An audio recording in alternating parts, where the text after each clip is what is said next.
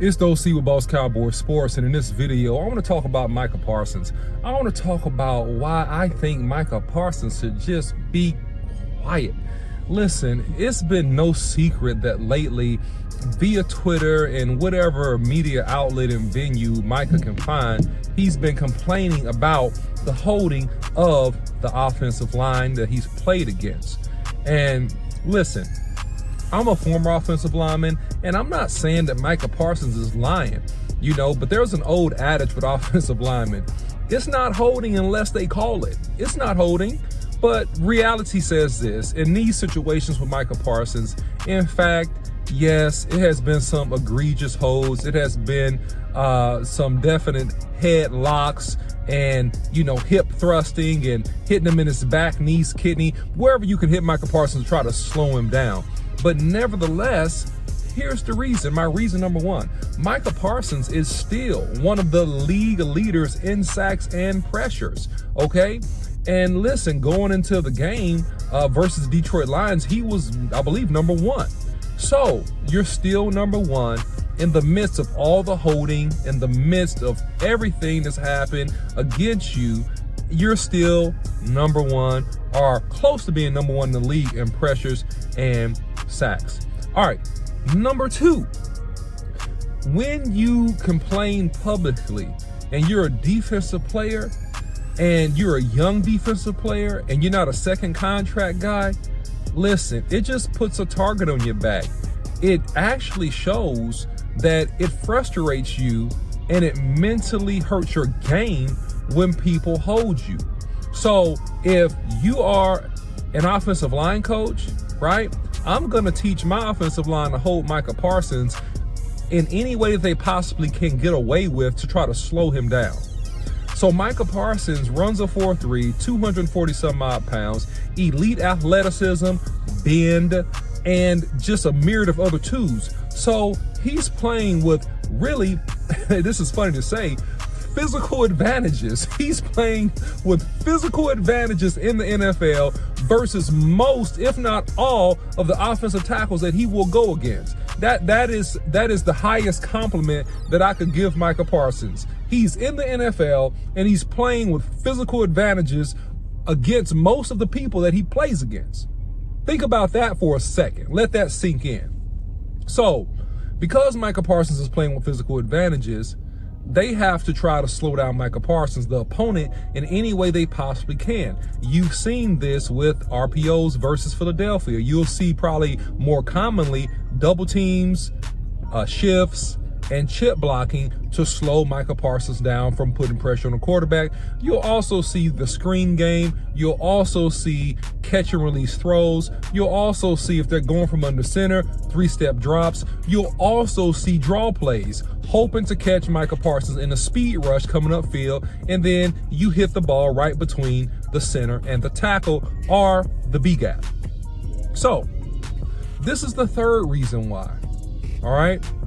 At some point, when you create a narrative in your mind that you have been treated unfairly, you're going to have a reaction that's going to be negative for you and your teammates. This happened with actually Shaquille O'Neal when he played for Orlando and when he got traded to the Lakers. It happened in that time window to where he said that, man, I'm getting fouled so hard, I'm getting injured, and nobody is calling these fouls on me. Nobody is calling these fouls.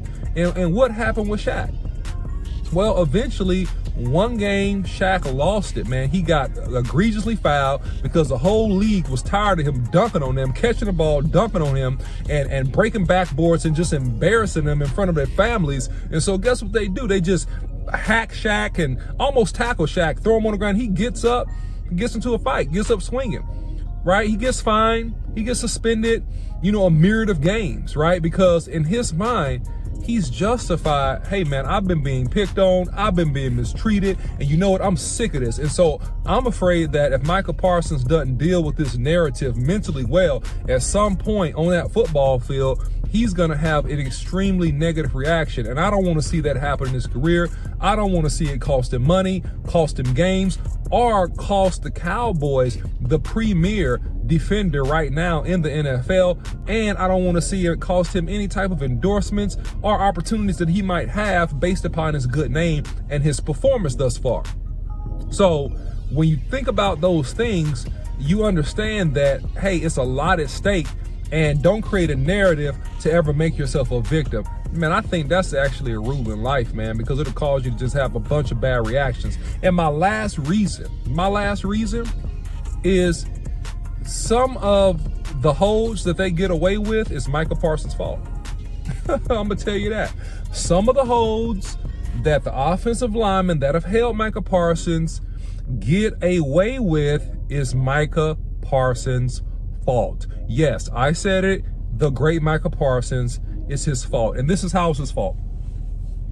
Micah Parsons has to be better at playing half a man, right? And there are technical details of his pass rushing game that he needs to work out. And I use Tank Lawrence as an example.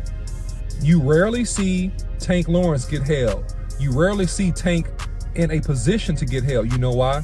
Because Tank Lawrence is an excellent hand fighter. And Tank Lawrence, he doesn't have the athletic ability and prowess that Micah Parsons has, but he's excellent at positioning his body and getting to the edge. I may do a breakdown video. Y'all put that in the chat. If y'all want a breakdown video of the technique of Micah Parsons versus a Tank Lawrence and where Micah Parsons can grow, put that in the chat and I will put that out for you guys. I'll work on that. Me and Boss Cowboy will work on it for you. We may do it together. But I'm telling you, some of the holds are Micah Parsons' fault because he's allowed himself to get center lined with a big guy. And then he's trying to shed outside, which puts him in a position to get held. Puts him in a position when he's trying to turn the corner after a fake bull rush or squaring up too much on an offensive lineman. Then, man, he gets held or gets wrapped around his neck or whatever the case may be. Some of those are his fault. Some of those, if he played a better half-man technique and leverage, then he could actually be okay. All right? And second thing, if he did better at disengaging, using his hands and his body to disengage, right, from the hands of the offensive lineman, he will be better as well. All right? So that's my take on the matter, guys. Let me know what you think about the video. Comment, subscribe, and share below. And until next time, see you.